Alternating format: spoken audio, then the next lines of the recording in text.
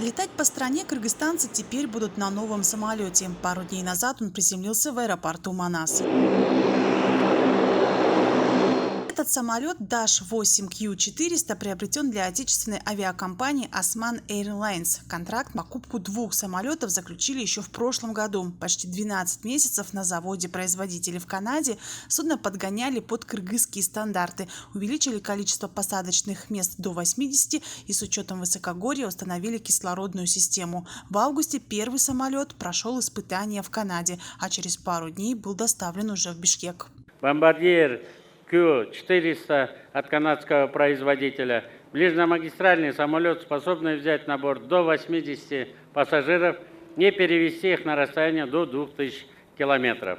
Как вы сами видите, этот самолет – это современное, надежное и экономичное, что самое важное, экономичное воздушное судно, которое подходит идеально для наших горных условий.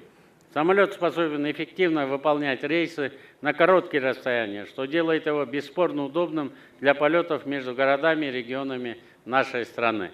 Кроме того, экономичность эксплуатации этого самолета позволит нам предлагать более доступные тарифы, что сделает авиаперевозки более привлекательным для большинства граждан нашей страны. Osman Airlines – это дочерняя компания международного аэропорта Манас. Самолет для нее МАМ приобрел за собственные средства. В последние годы прибыль аэропорта значительно выросла. Если в 2019 году она составляла всего 2 миллиарда сомов, то в 2023 доход превысил уже 6 миллиардов сомов. Мы с разрешения парламента и президента всю прибыль оставили для модернизации самой авиакомпании. И это позволило им уже выкупить 2 самолета авиакомпании Osman Airlines, бомбардир Q400. 3-й уже тоже контракт заключен, как я ранее говорил, 4-й мы ожидаем к концу следующего года. До этого был выкуплен еще 1 самолет Beechcraft King Air 360, и авиакомпания RKG на сегодня успешно на нем осуществляет свои полеты. Последние 3 года власти Кыргызстана стали уделять повышенное внимание гражданской авиации. Модернизируются региональные аэровокзалы. Спустя десятилетия простоя вновь запускаются закрытые ранее аэропорты. На сегодняшний день на эти собственные средства международного аэропорта Манас реконструированы региональные аэропорты Каракол, Казарман, Кербен, Талас и Нарын.